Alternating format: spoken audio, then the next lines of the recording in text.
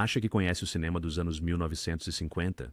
Pense novamente. Sob o brilho de Sunset Boulevard e o romance de Roman Holiday, escondem-se obras-primas esquecidas, filmes tão crus, ousados e à frente de seu tempo, que vão quebrar sua ideia da década. Do desmoronamento angustiante de um veterano de guerra em Edge of Fury à loucura controlada pela máfia em Try and Get Me, essas joias escondidas não apenas entretinham, elas expunham, desafiavam e queimavam através da fachada brilhante de Hollywood. Vamos descobrir os verdadeiros anos 50, um filme surpreendente de cada vez. Night of the Demon, 1957. Antes do terror se tornar gore e sustos repentinos, Jacques Tourneur nos deu uma aula magistral de terror psicológico. A Noite do Demônio é uma joia britânica do horror que ousou misturar ceticismo, folclore e uma atmosfera assustadora. É a história de um psicólogo americano que viaja para a Inglaterra para desmascarar um culto de adoradores do demônio, até que ele começa a ver sinais que não consegue explicar. Não há carnificina sem sentido aqui, apenas um terror crescente, símbolos rabiscados em papel antigo e uma maldição que tica como uma bomba relógio.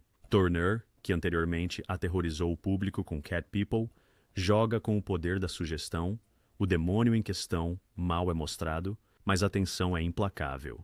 Dana Andrews é o homem racional perfeito desmoronando sob pressão sobrenatural. A cinematografia, repleta de sombras e neblina, prende o espectador em uma atmosfera de dúvida. O que é real e o que é imaginado? O filme ataca habilmente a arrogância da ciência moderna e a coloca contra o mal antigo, um tema ainda relevante hoje. Noite do Demônio foi mutilado em seu lançamento americano, reintitulado Maldição do Demônio com cenas de monstros adicionadas, mas é na versão original que reside o brilho. É um filme de terror para quem pensa, de queima lenta, profundamente perturbador e inteligentemente escrito, uma verdadeira joia oculta que preparou o palco para futuros clássicos do terror.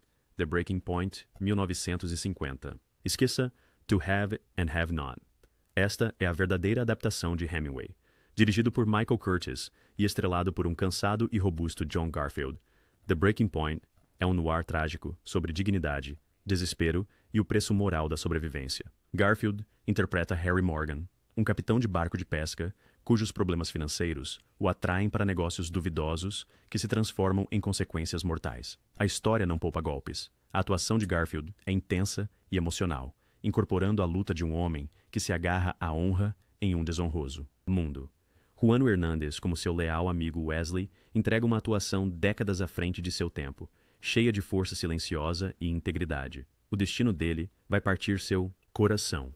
Patricia Neal, como a tentação sedutora é magnética sem nunca se tornar uma clichê. Curtiz remove o glamour para expor a decadência da América pós-guerra. Não há rede de segurança aqui. Cada decisão tem peso e cada erro tem um custo. O Último Tira foi o penúltimo filme de Garfield antes de ser colocado na lista negra, e você pode sentir sua resistência em cada cena. É um filme sobre homens levados ao limite e o que perdem quando finalmente ultrapassam. Um noir esquecido com peso emocional e comentário social que nunca soa moralista. Este vai ficar com você. Pick Up on South Street, 1953. Imagine The Third Man, mas ambientado nos suados e sujos anos de 1950 em Nova York. Pick Up on South Street é um noir da Guerra Fria, que não se importa com patriotismo. Trata-se de sobrevivência. Richard Widmark interpreta um esperto batedor de carteiras, que acidentalmente pega um microfilme de uma mulher seguida por agentes do governo. De repente, ele está no meio de um jogo de espionagem, que nunca pediu. Mas este não é um thriller de espionagem no sentido de James Bond. É sujo, cínico, humano. O filme segue pessoas que vivem em apartamentos miseráveis e roubam carteiras para comer. Widmark é deliciosamente amoral, enquanto Jean Peters é a mulher esperta das ruas presa na confusão. Mas a verdadeira alma do filme é Thelma Ritter como Moy, a informante envelhecida, vendendo segredos para dinheiro de enterro. Seu monólogo sobre morte e dignidade vai assombrá-lo. Ela recebeu uma indicação ao Oscar e ela mereceu a ganhar.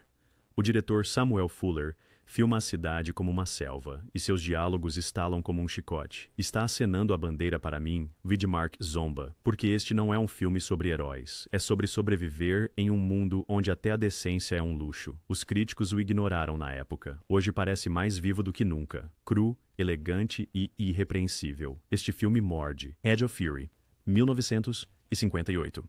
Edge of Fury é um dos estudos de personagem mais perturbadores, dos quais você provavelmente nunca ouviu falar. Filmado com um orçamento apertado e enterrado logo após o lançamento, o filme explora o colapso de um jovem mentalmente perturbado, Rhee, Richard, que parece inofensivo a princípio, mas lentamente se transforma em uma obsessão violenta. Richard é um veterano de guerra e pintor amador. Ele aluga uma casa de campo de uma família gentil composta por 3 mulheres, mãe, filha e irmã mais nova, na esperança de se recuperar em paz. Mas sob seu comportamento quieto, fervem repressão, paranoia e um sentido distorcido de apego. Quanto mais o acolhem, mais ele se isola e se fixa, especialmente na filha. O que torna Edge of Fury tão poderoso é o quão assustadoramente lenta é a degradação. Não é um filme de terror. Não há trovões ou sustos repentinos, apenas pequenas coisas, um olhar estranho, um gesto esquecido, o som de uma porta se fechando que persiste por muito tempo. E então, uma noite, tudo se fragmenta. O filme parece um primo de Taxi Driver, anos antes de De Niro assumir o volante. Há um realismo desconcertante na queda de Richard, e a direção inclina-se para a claustrofobia. Close-ups, interiores sombreados, silêncios súbitos, até a natureza começa a parecer errada. Longamente ignorado devido aos seus temas desconfortáveis e lançamento limitado, Edge of Fury é uma aula magistral de suspense psicológico em desenvolvimento lento. Não é apenas uma história, é um aviso. A bondade nem sempre cura a escuridão. Às vezes, ela alimenta ele. The Steel Helmet, 1951. Antes de Hollywood ousar questionar a guerra, The Steel Helmet perguntava: e se o inimigo não está apenas do outro lado do campo de batalha, mas dentro do seu próprio país? Dirigido pelo ousado Samuel Fuller, com um orçamento reduzido, e filmado em apenas 10 dias, esta história da Guerra da Coreia não glorifica o combate. Ela o humaniza com coragem, suor e verdade. Gene Evans interpreta um sargento marcado pela batalha, com um capacete amassado por balas e sem paciência para heroísmos. Ele tem a tarefa de defender um templo budista, enquanto está preso entre soldados norte-coreanos e tensões raciais dentro de sua própria unidade. Há um médico negro, um soldado nipo-americano e um órfão coreano, cada um espelho da América. Contradições. Os diálogos são brutais e sem filtros. Quando um prisioneiro de guerra zomba dos Estados Unidos por linchar seus próprios cidadãos negros, não há resposta, apenas silêncio. Isso foi em 1951, no auge do patriotismo da Guerra Fria. Ainda assim, Fuller ousou questionar a ética militar, o racismo e a própria definição de heroísmo. O resultado? O primeiro filme americano sobre a Guerra da Coreia, bruto, não censurado e décadas à frente do seu tempo. Filmado como um golpe no estômago, Capacete de Aço não visa entreter, ele visa despertar você. Bonjour Tristesse, 1958, uma tragédia onírica, disfarçada de drama de amadurecimento. Bonjour Tristesse é uma exploração silenciosamente devastadora de manipulação, culpa e a perda de inocência.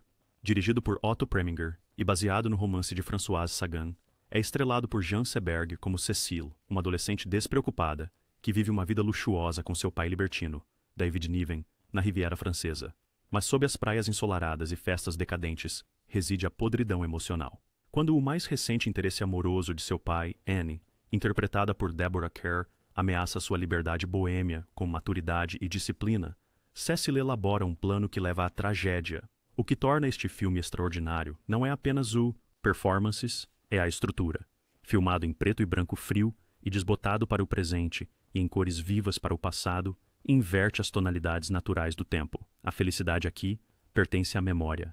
O arrependimento mancha o agora. E o quadro final, um redemoinho lento e fantasmagórico de uma jovem dançando, percebendo tarde demais o que destruiu. Seberg, com seus olhos arregalados e adagas ocultas, dá a performance de sua carreira. Niven é trágico em seu charme. O colapso silencioso de Kerr é de partir o coração.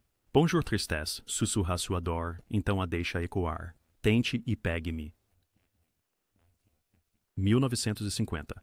Raramente um filme ousou arrastar o público americano para o tribunal de sua própria consciência como Try and Get Me, também conhecido como The Sound of Fury. Baseado em um caso de crime real, este drama criminal psicológico acompanha Howard Tyler, um homem de família desesperado e desempregado que é envolvido em um esquema de roubo. O que começa como um pequeno furto se transforma em um ato horrível que desencadeia uma onda alimentada pela mídia. Frágil. Frank Lovejoy interpreta Howard como um homem esmagado sob o peso da pobreza, submisso, assustado e, de forma comovente, humano. Lloyd Bridges, em um raro papel de vilão, interpreta o sociopata astuto que manipula Howard até o colapso moral. Mas não é apenas a dinâmica deles que torna esse filme explosivo, é o que vem após o crime. A mídia toma conhecimento, o público exige sangue e a cidade mergulha em um frenesi de vingança, atiçada ao caos por manchetes sensacionalistas. O diretor Cy Endfield pinta um retrato de justiça da multidão tão brutal que o ato final parece mais horror do que noir. O tribunal se transforma em um circo, os habitantes da cidade em um júri de raiva e medo, e Howard, um cordeiro sacrificial oferecido não para a justiça, mas para o alívio emocional. O filme foi enterrado logo após o lançamento. Seu comentário social era muito cru, muito acusatório, mas é uma das acusações mais perturbadoras do pensamento de grupo já colocadas na tela. As cenas finais ecoam com a verdade aterradora. Às vezes, a coisa mais assustadora não é o criminoso, é a multidão. The Crimson Kimono, 1959. Raça, romance e assassinato na Los Angeles pós-guerra. O Crimson Kimono é parte noir, parte comentário social e completamente inovador. Dirigido por Samuel Fuller. Novamente, a história segue dois detetives, um branco, um nipo-americano, investigando o assassinato de uma dançarina burlesca. Mas à medida que se aproximam do caso e da mesma mulher, ciúmes, racismo e traumas enterrados vêm à tona. O que diferencia isso não é apenas o fato de que um japonês americano é o protagonista romântico, algo quase impensável em 1959, mas que o filme trata a identidade com profundidade.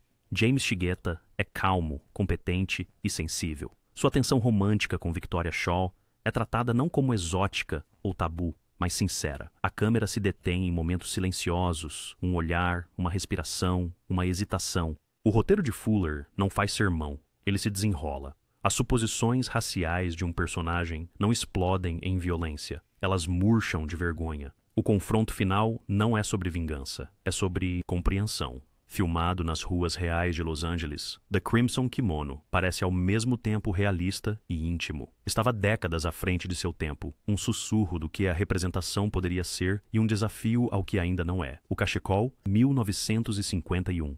The Scarf é um filme noir sombrio e sinuoso que troca da aspereza urbana pelo desarranjo psicológico. John Ireland interpreta John Barrington, um paciente mental fugitivo. Pelo menos é isso que lhe disseram. Mas enquanto ele percorre os arredores desolados da Califórnia, partes de sua memória fragmentada começam a emergir, revelando uma conspiração muito mais sinistra do que a simples loucura. O filme mergulha o espectador em um mundo onde nada pode ser confiável, nem mesmo a própria mente do protagonista. A chave para seu passado pode estar em um misterioso cachecol vermelho, ou nas pessoas estranhas que ele encontra, um professor recluso, um psiquiatra manipulador e uma cantora de boate vulnerável, interpretada por Mercedes McCambridge. O diretor Evald André Dupont recheia a história com paranoia, encenando cenas em celeiros cheios de neblina, lanchonetes solitárias e corredores psiquiátricos que ecoam.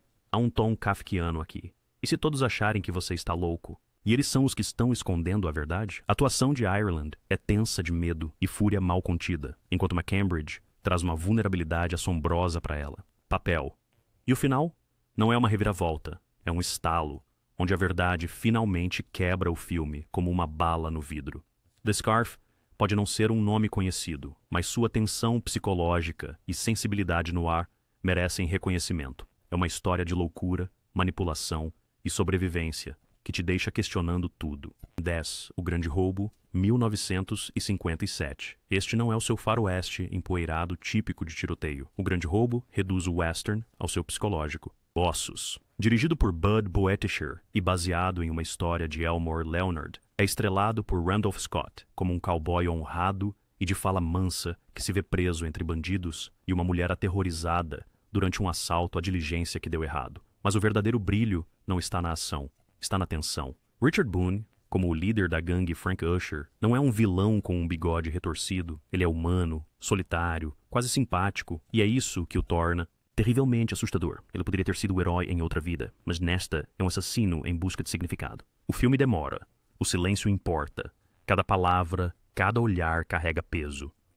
A mulher, interpretada por Maureen O'Sullivan, não é apenas uma donzela. Ela é uma mulher desmoronando sob pressão, sua fragilidade contrastando com uma resiliência oculta. O que se desenrola é um filosófico duelo. Quanto vale a decência?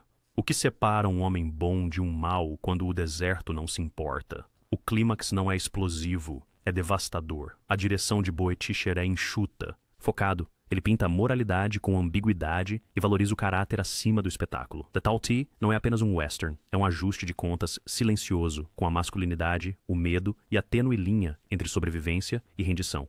O Bigamista, 1953.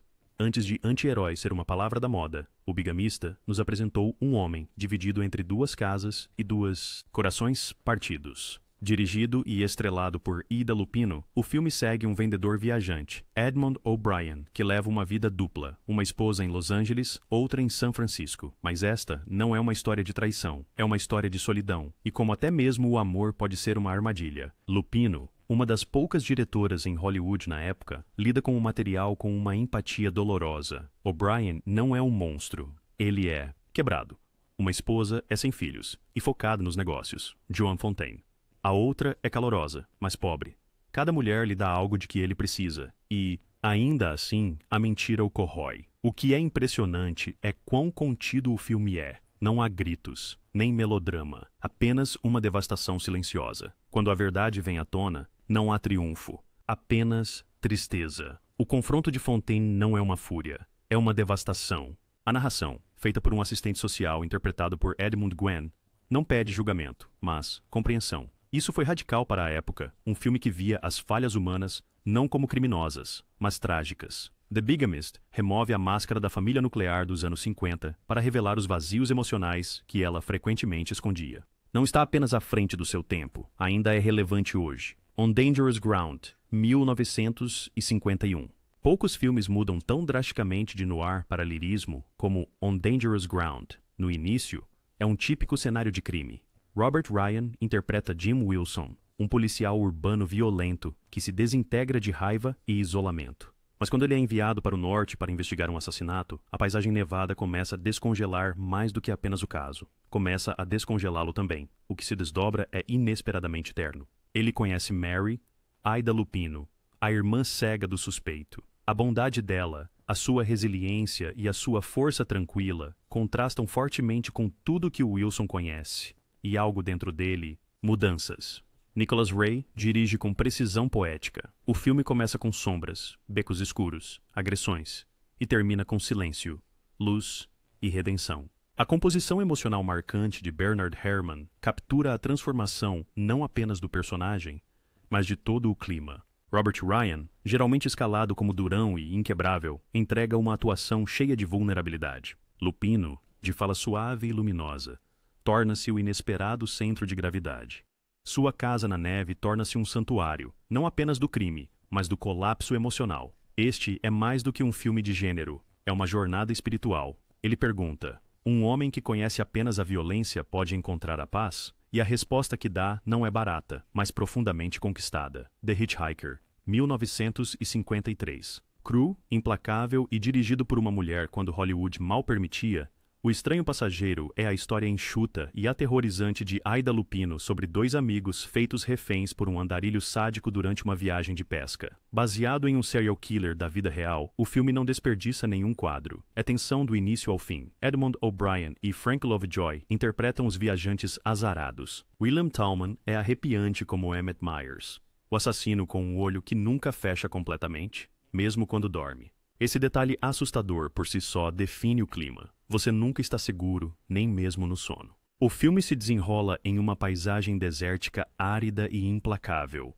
assim como a humanidade de Myers. O que é verdadeiramente perturbador é o domínio psicológico que Myers exerce sobre seus cativos, testando a amizade deles, explorando seus medos e transformando momentos de silêncio em um suspense insuportável. Lupino dirige com uma eficiência brutal raramente vista em histórias dominadas por homens. Noir. Não há glamour aqui. Nenhuma vilania romantizada. Apenas sobrevivência, terror e uma sociedade lutando com o pós-guerra. Trauma. Por décadas, O Intruso foi ofuscado, mas agora é justamente considerado um dos filmes noir mais importantes da época e um trabalho inovador de direção feminina. Em uma época de conformidade, este filme gritava rebelião. O Véu Cinzento, 1950. Misture os 39 degraus com drama psicológico e você terá O Véu Cinzento, um thriller britânico que oscila entre jogos de espionagem e história de amor, enquanto mantém seu público ligeiramente desequilibrado. Trevor Howard interpreta um ex-agente de inteligência britânico que se tornou catalogador de borboletas. Sim, realmente, envolvido em um mistério de assassinato envolvendo uma jovem problemática interpretada por Jean Simmons. Simmons é magnética, frágil em um momento, feroz no próximo. Sua personagem, Sophie, vive com uma tia cruel e um segredo que a torna suspeita de assassinato. Quando o sistema se volta contra ela, o personagem de Howard acredita em sua inocência e foge com ela pelo interior da Inglaterra. Mas isso não é uma escapada romântica, é uma perseguição ofegante com apostas reais. A tensão ferve em vez de explodir. Sempre há a sensação de que o perigo está apenas fora de cena, observando, esperados. O diretor Ralph Thomas usa sombras, silêncios e olhares sutis para construir tensão. E a química entre Simmons e Howard é uma faísca na tempestade. O que diferencia The Clouded Yellow não é apenas a espionagem ou a perseguição, mas a textura emocional. Você torce por esses personagens não apenas para sobreviverem, mas para serem acreditados, para serem vistos, para serem esquecido. Esquecido por muitos, este thriller merece ser redescoberto, como as borboletas em seu centro, raras, evasivas e lindo. O Homem do Terno Branco, 1951. E se o progresso não fosse bem-vindo? O Homem do Terno Branco é uma comédia sombria com uma mensagem fervente. Alec Guinness estrela como um químico idealista que inventa um tecido repelente de sujeira indestrutível. Um milagre que poderia mudar o mundo. Mas em vez de elogios, ele se vê perseguido tanto por empresários gananciosos quanto por trabalhadores apavorados. Sindicatos, porque o que acontece quando uma invenção ameaça todo o sistema? O filme, dirigido por Alexander McKendrick, é uma sátira afiada como uma lâmina vestida com jalecos de laboratório e fumaça de fábrica. Guinness interpreta Sidney Stratton com uma mistura encantadora de inocência e obsessão. Ele não está tentando ser um rebelde, ele só quer ajudar, mas o mundo não está pronto. O terno que ele veste, brilhante e intocável, torna-se um símbolo de pureza em uma sociedade construída com base em concessões.